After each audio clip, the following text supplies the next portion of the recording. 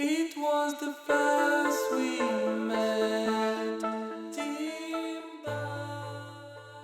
Bonjour Sarah. Bonjour Elisabeth. Alors, qu'est-ce que la psychanalyse a changé à votre vie professionnelle? J'ai débuté ma carrière professionnelle en tant que psychologue avec la psychanalyse, avec mon analyse en fait personnelle.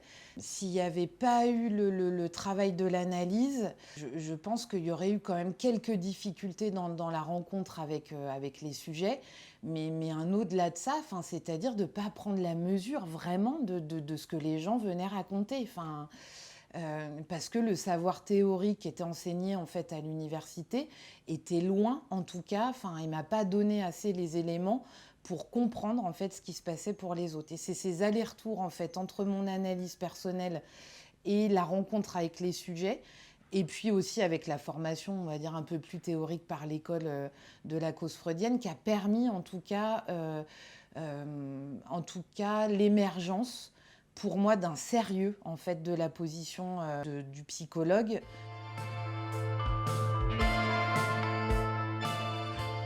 J'ai travaillé rapidement dans un foyer pour adolescents et le souvenir d'un accompagnement que j'ai pu faire comme ça d'une adolescente qui venait déposer des choses extrêmement lourdes et moi je ne pouvais pas entendre en fait, j'avais pas pris la mesure de ce qu'elle venait dire dans les séances.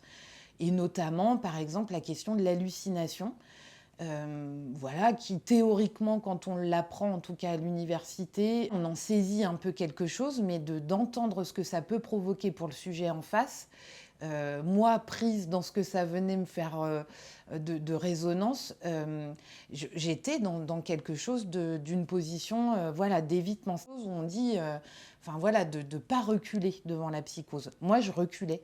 Voilà. Et ça, je pense que si j'avais pas fait mon travail d'analyse, en tout cas cette tranche-là, eh ben, j'aurais pu rester coincée, en tout cas dans cette posture-là pendant un certain nombre d'années.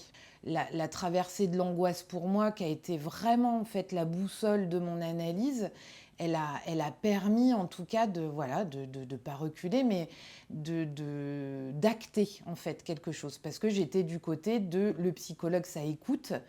De manière un peu passive, en tout cas c'est voilà, c'est ce que je m'étais un peu bricolé comme image du praticien en sortant de ces 5 ans d'université, et de se rendre compte qu'effectivement c'est pas une position de passivité, en tout cas la position du psychologue, en tout cas telle que je la conçois, c'est vraiment une position où quand un sujet nomme une hallucination, il y a quelque chose à en dire.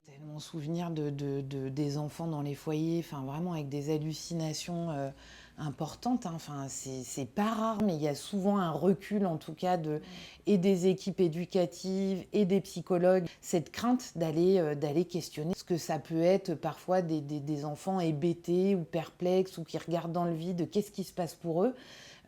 Et que quand on questionne un peu délicatement, on s'aperçoit qu'effectivement il y a des choses, voilà, de l'ordre on voit des choses qui font peur, étranges pour le sujet qui a affaire à ça, et puis menaçantes. Voilà, ça demande une finesse en tout cas à l'intervention.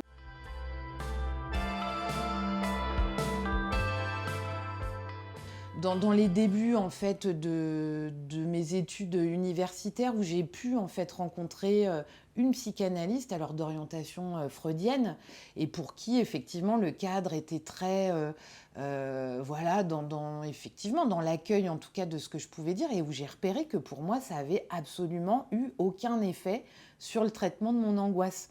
Pour qu'il y ait un effet en tout cas sur l'angoisse, il faut des analystes engagés. Des analystes engagés qui coupent, qui interviennent. Voilà, c'est ce truc extrêmement vivant. Mais il y a que Lacan, en fait, qui a amené ça. Ça, c'est une vraie rencontre et que j'ai pu remettre à profit, en tout cas pour les patients que j'ai pu accompagner après. En tout cas, ça a changé ma vie professionnelle, ça, vraiment. Mais de l'imprégnation de l'analyse. Parce qu'on peut pas, ça s'attrape pas dans les stages, ça s'attrape pas que par la théorie.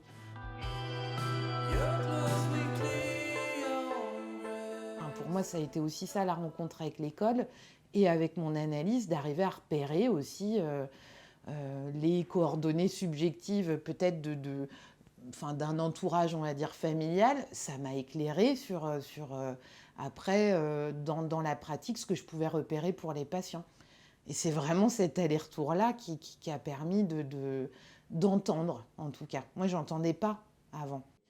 Et ça s'est levé, en fait, ça s'est levé dans l'analyse et ça s'est levé dans ma posture de psychologue par la suite. Enfin, ça a fait levier, en tout cas, sur le désir de savoir, vraiment. Alors que je pense que je suis arrivée avec l'horreur, en fait, du savoir. L'évitement pour pas aller y regarder vraiment, pour pas en comprendre vraiment quelque chose de mon histoire, mais du coup, ça avait des ricochets comme ça sur ma manière d'écouter les patients, en fait. Ah oui, ça engage de savoir et ça se fait pas sans douleur.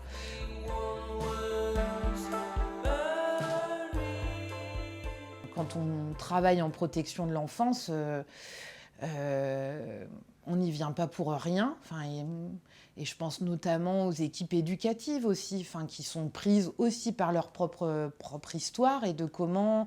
Enfin, moi, j'ai tenté aussi d'éclairer mon analyse, comment elle m'avait apporté dans ma posture professionnelle et de pouvoir aussi le distiller auprès des collègues avec lesquels je pouvais travailler pour, là aussi...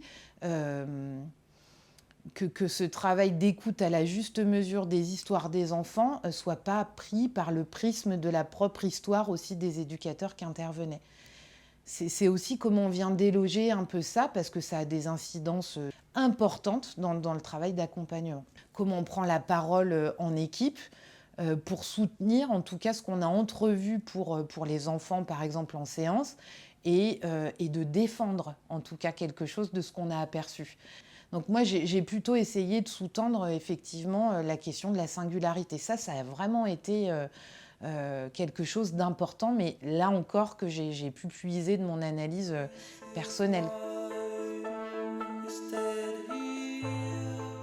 Il y avait en tout cas pour moi un renvoi en fait en permanence à quelque chose que je porte physiquement, d'un renvoi à ma culture d'origine. Je suis née à Niort en fait dans les Deux-Sèvres et en fait il y avait toujours en tout cas quelque chose de sociétal en fait qui me renvoyait à cette question de la culture d'origine, où je me disais, bon, ok, d'accord, il y a quelque chose, cette part tunisienne qu'il va falloir aller regarder ou interroger, qui me paraissait, moi, un peu éloignée de ce que j'étais vraiment à l'intérieur de moi, en fait.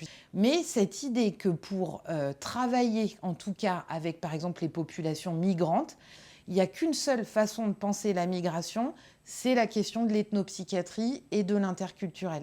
Mais d'abord, il est guinéen, d'abord, il est libyen, d'abord, il est syrien. Et puis après, ce qui interroge en tout cas les parcours de migration, pourquoi il est parti, pourquoi dans son histoire à lui, parce que tous les Guinéens ne viennent pas en France en fait. Qu'est-ce qui fait qu'il y a une décision inconsciente ou consciente qui s'opère pour les sujets, et comment on peut entendre ça en dehors de la question de la culture.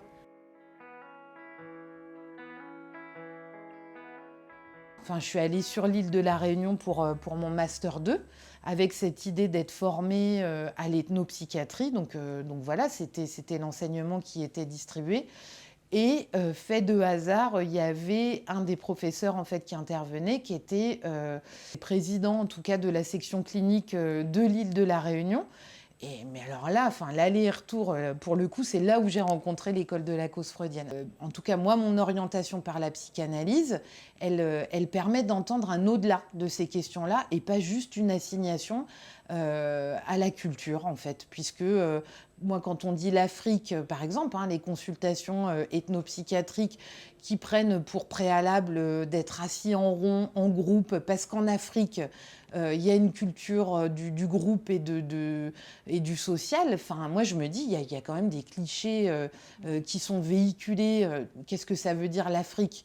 Entre le Sénégal, la Tunisie, l'Afrique du Sud, c'est des mondes immenses, en fait. Donc, pour moi, la culture, c'est comment le sujet s'en empare. Qu'est-ce qu'il en fait ?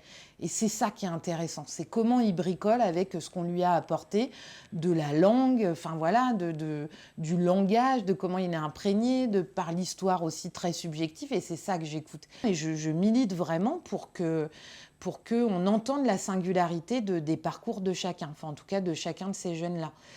Avec, enfin voilà, on nous oppose en tout cas par exemple les services publics en psychiatrie parce que c'est quand même des populations qui arrivent, enfin, je dis population mais des jeunes extrêmement abîmés. Enfin je veux dire quand on fait le trajet par la Libye, il y a quand même des endroits où enfin voilà, la torture elle est notoire. Enfin quand on écoute ces jeunes, enfin c'est vraiment très très lourd. Et par exemple, la psychiatrie qui peut refuser, en tout cas, des prises en charge de jeunes migrants au motif que là, c'est de l'interculturel et qu'eux ne peuvent pas recevoir, par exemple, un jeune qui s'est défenestré, par exemple, comme si c'était un fait de culture. Ce qui se cache derrière, c'est effectivement, à mon avis, un manque de moyens, un manque de formation, etc. Mais là encore, enfin, pour moi, la question de l'angoisse. Comment on rencontre l'étranger, en fait. Pour moi, il y a aussi ça, c'est-à-dire de comment on travaille à l'inventivité, parce qu'effectivement, il y a parfois des langues qui ne sont pas similaires. Donc, travailler avec un interprète, ça peut être compliqué. Il y a une déperdition, effectivement. L'équivoque de la langue, on peut difficilement la faire résonner pareil. Et ça, je trouve que l'analyse, elle permet, en tout cas, en tout cas, pour moi, elle a opéré sur se laisser surprendre par l'autre et de ne pas vaciller, en fait, face à la surprise que parfois ça peut provoquer. C'est-à-dire la posture, effectivement, rencontrer un jeune Soudanais, rencontrer une jeune adolescente avec des hallucinations, enfin, de comment ça peut effectivement faire vaciller sur certains points et que si effectivement on n'a pas traité son angoisse, et ben voilà, on est dépositaire d'un truc, mais on n'en fait rien.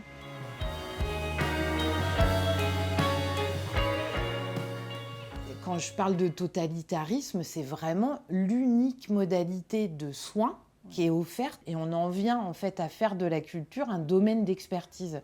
Il y a quelque chose d'un racisme en fait inversé en fait, parce que c'est ça la question, c'est ramener le sujet à sa race d'origine en fait. Et quand je dis je ne sais pas ce que ça veut dire culture d'origine, c'est que moi je ne sais pas ce que ça veut dire ma culture d'origine et qu'on aurait bien... Enfin voilà, si on voulait me proposer de l'interculturel, pour moi, je ne sais pas comment il s'y prendrait en fait.